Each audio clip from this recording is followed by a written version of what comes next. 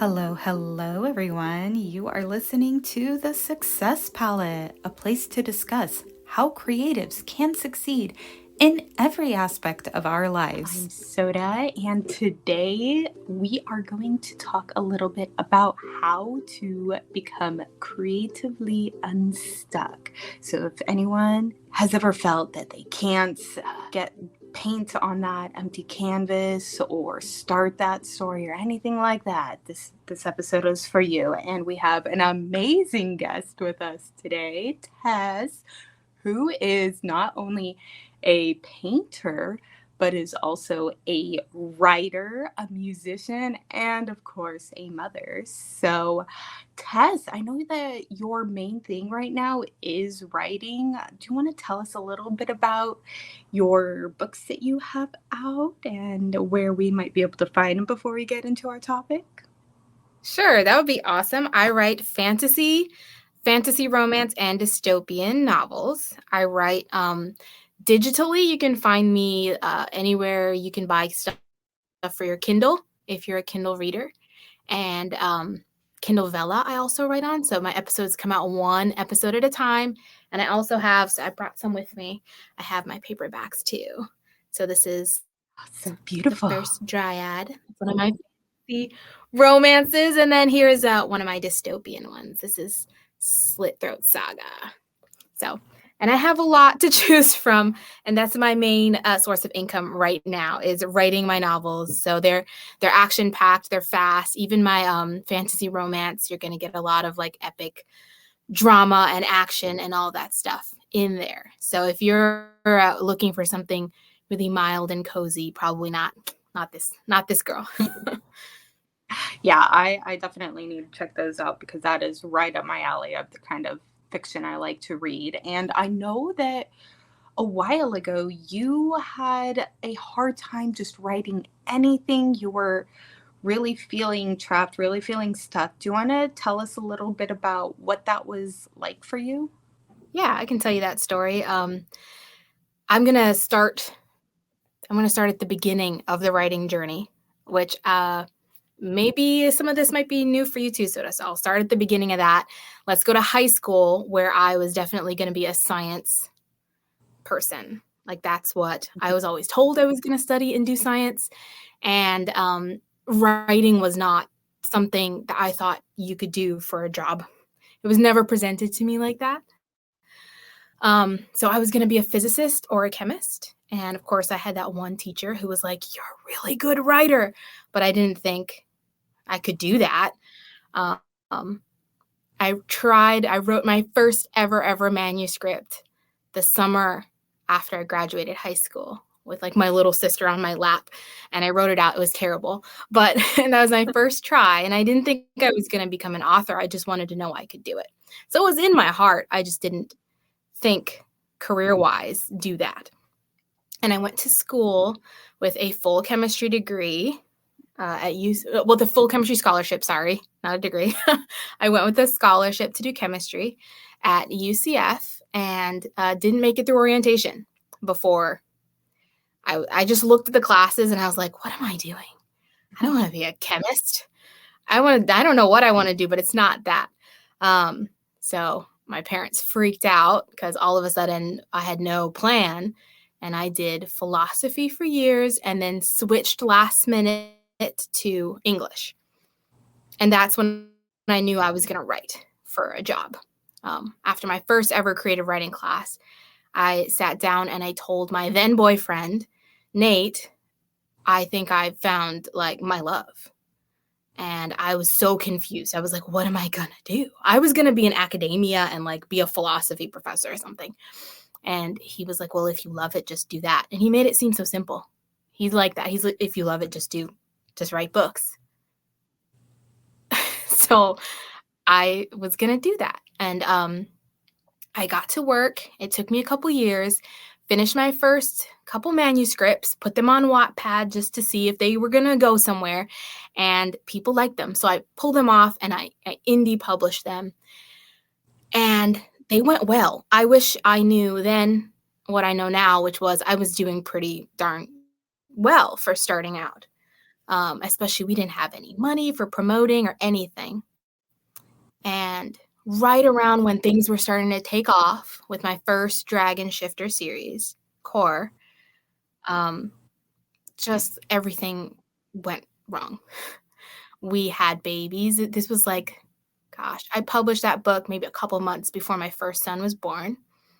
And he had all kinds of issues and allergies and eczema, and they didn't sleep through the night. And then we took some jobs as well. Jobs doing good things, but that we weren't allowed to pursue our own business, both my husband and I, while we were taking these jobs. So all of that stress, everything piled together, I couldn't write anymore. It's like I could sit down and I could write a book. I could just flow. And then all of a sudden, boom, it was done. It's like it turned off the tap. And for the first time, I couldn't do something I'd been good at my whole life. And it was just gone. There's no other way to explain that. But I couldn't do it anymore. And Nate would tell me, just what's wrong? Just sit down and write it. Just do it. Just write it. And I was like, nothing's happening. So that's what happened with the tap turning off. And I prayed. So I don't know if you're listening and maybe you're not religious, but I did. For me, I prayed and I was like, God, well, what's wrong with me? Am I broken? And God was like, do art. And I was like, I was doing art because I had been singing and I had been writing. And the singing also was part of the job I was doing, was music and singing. And we had to quit because it just wasn't healthy what we were doing. So everything was gone. And he told me to do art. And I was like, but I was. What do you mean? So that is when I went into the garage where my friend had left from like a year ago in Florida. So some old paint, like some Dollar Tree paint in the hot garage. It was all like gooey and terrible because it's so hot. And some like just canvas boards, that are like $1 a piece. And she left them there from when she was doing art. And I didn't think I was able to do it. So I took it out and I started painting. And my first goal was, let me just make something I don't hate. And as I started with the brush, I was like, ooh, this feels nice. Because writing is so up here, it's very abstract. Art and painting is so tactile. Especially with ADHD, I didn't know how much I liked touching my art.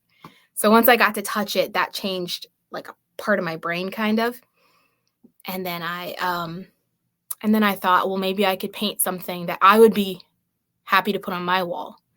I did. And then I said, okay, well, maybe my next painting, maybe someone else would want to put it on their wall. I had no idea what I was doing. And of course, my parents came over. Gotta love your parents. And they were like, you did this? Can we have it? And I was like, you want to put my painting? Okay. So check that box. Someone wanted it. My next one, I said, maybe, because I was out of paint, that gooey paint wasn't cutting it. I said, well, maybe I could buy some paint. And we weren't working at the time either. So I couldn't just go out and buy paint. I thought, well, maybe I can make one more and I can sell it. And maybe if I put it on Facebook and ask for $10, someone will give me $10 for it and I can buy paint. And I did that and people commented. I said $10 or best offer. And someone was like, don't short sell yourself. Short change, whatever that word is. I promise I'm an author. And they gave me 30. And then from that post, my cousin, who's an amazing charcoal artist in Nashville, I didn't know she was going to do this, but she just mailed me a box. She like tapped all her artist friends and they mailed me this big bin of supplies, paintbrushes and palette knives and paint. And that's when it started. So I paint and I sold it and I paint and I sold it. And I did that for a couple years. I sang. And I still thought I couldn't write. So I'll pause there because I talked a lot. If you have any questions for me or anything. And then No, I love your story because I mentioned to you before that I had the opposite where I couldn't draw. I'd been drawing my whole life and I just couldn't. And then I got into writing and then AI art and a couple other things. And that really helped re-spark my love for drawing. So I just love how the different mediums can really help, spark each other, yeah, creativity is But cool like that. yeah, and it's interesting how you could kind of add creativity to anything, really. I know right now you were able to kind of get back into writing after feeling that confidence and success with art. How has it been for you to kind of transition from one focus to another when it comes to the way you express yourself? Yeah. So I painted full time for a while, sang some as well, mostly live. So I don't have a lot of recordings, but um, painted and sold those even during COVID, moved back across the country and kept doing those. Oh, this is a fun fact. During COVID, broke my dominant hand. I broke my wrist. I slipped. It's not a very fun story. I slipped down one stair and braced myself. And yeah. So I just learned to paint with my left hand, with my other hand, so I could still do my commissions. So I have my favorite, I'll go through my pictures of my paintings, on my website and see, and I'll remember, I did that one with my left. That was my first left hand painting, and my clients didn't really know, but I know that I figured out how to be ambidextrous there for a minute. So I did that, and I did what I could with writing. I put out a lot of poetry because they were short and quick. And I, tried to do that. But it's not the same as writing a novel, not the same as writing long form. And it was 2021, I think. And I was hanging out Christmas Eve, and my husband's grandpa tapped me on the shoulder and he was like, Tess, you need to try this Kindle Vella, writing an episode at a time. And I was like, well, Papa, I don't really write anymore. And he was like, this is perfect for you. You need to do it. And the cool thing about writing one episode at a time, what happened, I researched it. I sat down 2 weeks later, I started. I didn't know what I was doing. I just went for it. But I was able to release an episode at a time and get that dopamine hit, get that encouragement, even though it was just Nate's Nana reading them at first. But she would say, good job, baby, on Facebook. And I was like, thanks, Nana. Those pop up in my memory still. And they're some of my favorite memories of just that one person, who you may have will tell you you're great. Hold on to that one person. So I started writing just one episode at a time, and a few months in, people started picking it up and reading it, and I realized, gosh, I think my second month in, I was like, I can do this. And I went from before I would write something and I literally have the story of I threw it in the garbage and rolled it down the driveway and was like, let the trash come, the garbage truck come and pick it up. And Nate had to bring it back inside for me.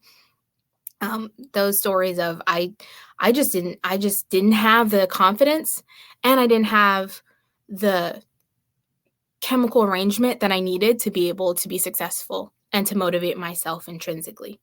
So I started developing that, writing one episode at a time. And 2 months in was when I made my first, this is a job kind of level payment that I've just received. Maybe I could do this. So I still painted, and I was doing, I was just starting digital art at the time. So I had this big digital art order. Someone wanted to design a pack of game cards, like Pokemon or Digimon, but not that. They were doing their own. So they had commissioned me, and I said yes. And I didn't know how to do digital art at all. I had never tried it. And I said yes. So I had to do oh gosh, what was it? I think it was over 100 digital pieces at the same time. I know. Thank God he hired me, right? People are so interested. Thank you, Hunter. But yeah, he's super encouraging, one of my best clients I've ever had, but I was doing that at the same time I was writing. So I had to finish that up, and it just started flowing. And I would say, and now I'm full-time. So a few months into it, I was able to transition to being a full-time writer, which I'd never been able to accomplish before. And just a few months ago, I hit the same level where I was when I quit, if that makes sense. So I quit, and all my sales are like, "Nyah," and then I had to like work to get it back up. And finally, I just, I can see it, that like, all right, I made up for it. I have the readership. I have people with me. And that's the coolest part, is building a community around the work now. So if I could say, one of the biggest differences between writing alone and throwing my manuscript in the garbage, and I think we talked about this a little bit last time you and I chatted too, that it's so hard to find a community when you're a writer, and when you're an artist, especially when you're an artist. You can, it's difficult, but creating a community is part of the calling for me. So I find just as much joy in doing my art as I do with pulling other artists together and working with my readers and seeing what they're doing and what's inspiring them in their lives. So, and that will make it much easier when you have wobbles, then you have people around you so you don't just fall over, they're holding you up. Yeah, and the thing is that if you really, really put yourself out there and really search, you could find so many niche communities, like painters who have disabilities and are parents and struggling with this thing. And you could find like a small community for that, or make your own little community, because there are people like you, So I love that about the internet and social media. While we're on the subject, I would love to shout out a community that has changed my life called Women into Networking. Now, this nonprofit organization is perfect for anyone who wants to turn their passion into profit, especially those who are in marginalized groups or want to support marginalized groups in their business. Find out more at wincommunity.com/become a win member. Now back to our interview with Tess. You were talking about how with Kindle Vella, it made it very easy for you to do these bite-sized projects. A lot of us with ADHD or on the autism spectrum, we tend to either jump right in and then overwhelm ourselves because we get really, really obsessed and have these huge expectations. I mean, anyone really, but especially those of us who are neurodivergent. And then we burn out, and then we lose hope. And I didn't know if you had any advice or input for those of us who do have this habit of just kind of instead easing our way into a big project or a new hobby, and having realistic goals and bite-sized chunks, whether it's again with art or music or writing, whatever. I'd love to hear your thoughts on that. Absolutely.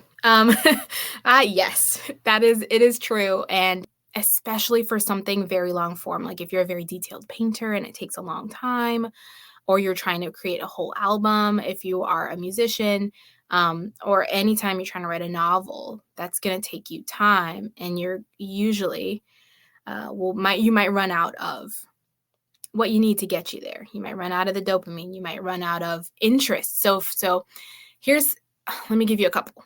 For me, and I didn't come up with this, but it works.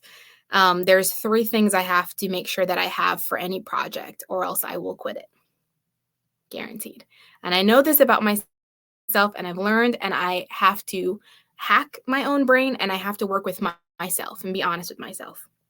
The 3 things are interest, skill, and challenge or risk. So if any of those are missing, I will quit. And sometimes, of course, change careers. So it's not just like, I'll write a different book. If it's too bad, you got to be careful. I have to be careful. I'm like, not going to wake up tomorrow. I want to be a chef or something. One thing at a time. Later, I can be a chef.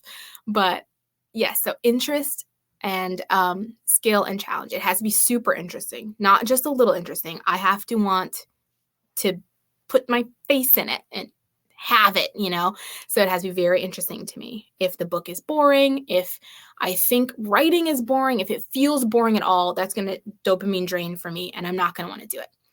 Then the other one is skill. So, or let's do challenge first. It has to be difficult. If it's too easy and I set it up to be too easy, I will bore. If I think that's easy, I won't do it. I'll put it at the back of my list.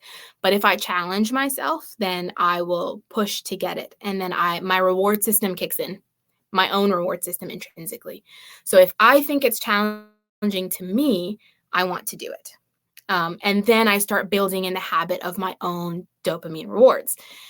And the last is skill. It can't be so challenging that I don't have the skill to do it. It has to be right at that level where I have the skill, I could accomplish it. And then as my skill develops, I have to increase that challenge. You can't keep the challenge level the same if your skill increases. And it will if you keep practicing whatever art you're doing.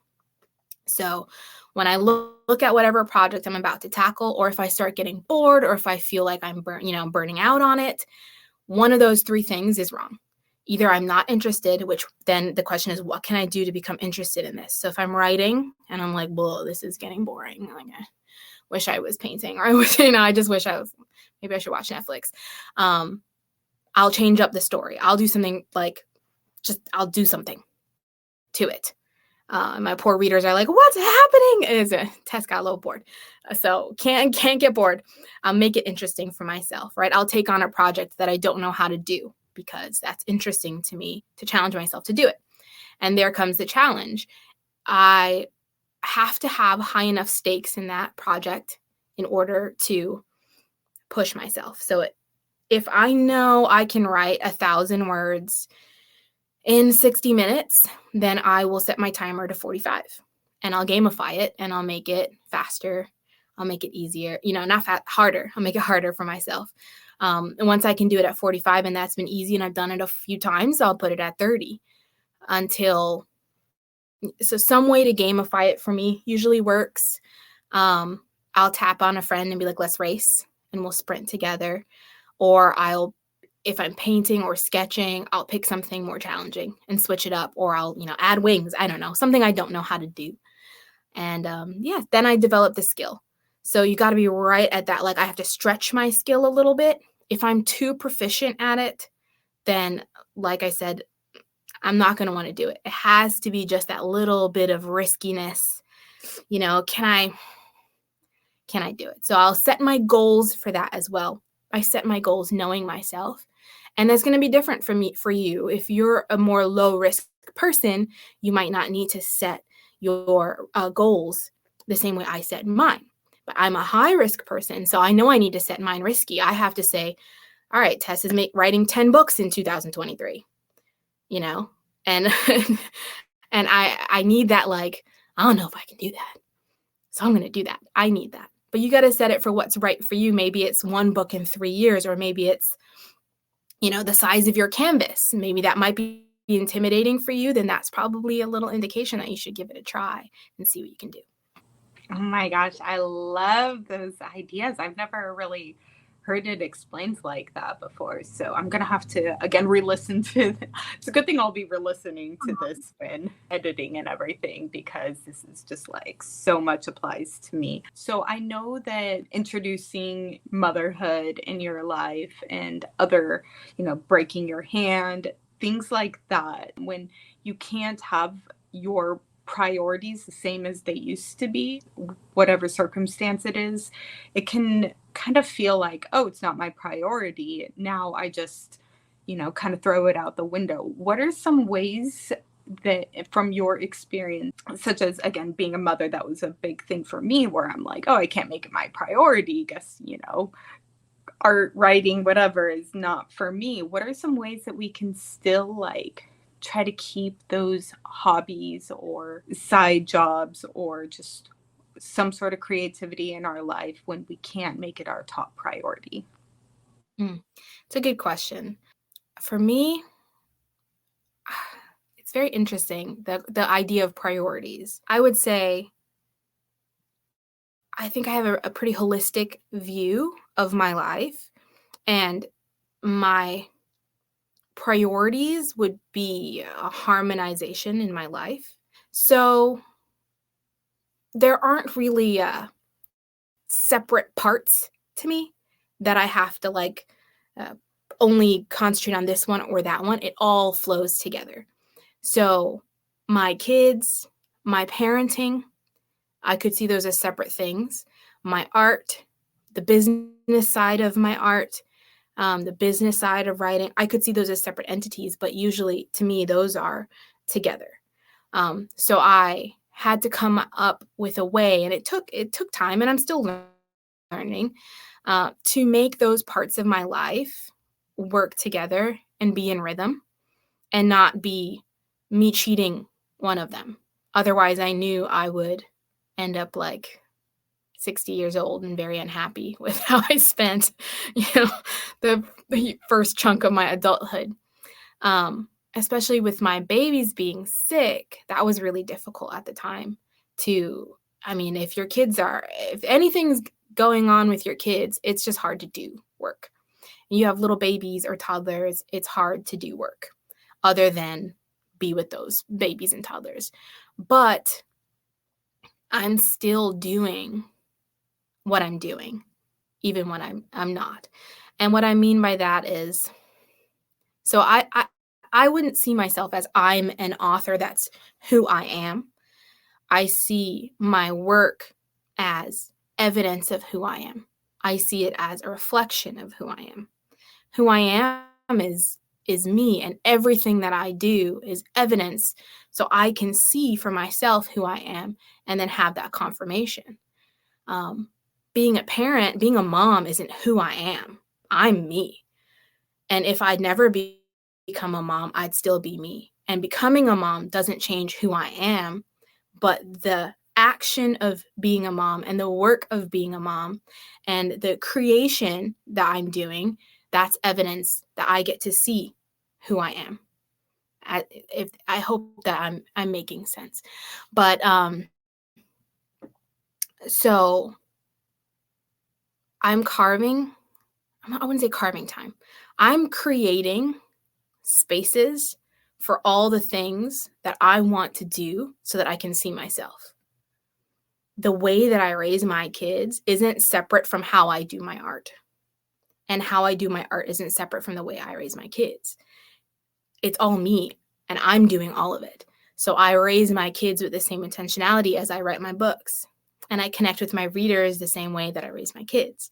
And when I think of it that way, it all flows together. So when I'm with my kids, I don't think I'm cheating my work. And when I'm writing, I don't think I'm cheating my kids. I'm expressing myself. And doing that is going to make my kids stronger because they get to see their mom do that.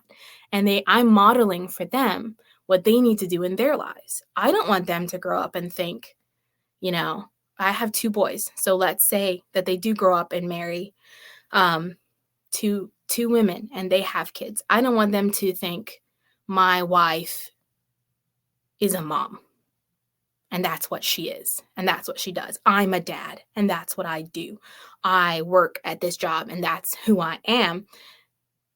Those are reflections of the people doing them. So if I can model it for them, then they're seeing practice of someone creating evidence, and they can do that too. So no matter what they end up doing, they have that ability to say, I'm not the thing I'm doing. That little bit of distance between what I'm doing and who I am has helped me a lot because, like I told you in the story, when I quit and couldn't, when I quit and when I couldn't, that was devastating for me because I was so attached to the identity of being a singer That's who I am. I am a singer. I've been singing sort of my whole life. Since I was 2 was the first time I was on stage, and I cried the whole time.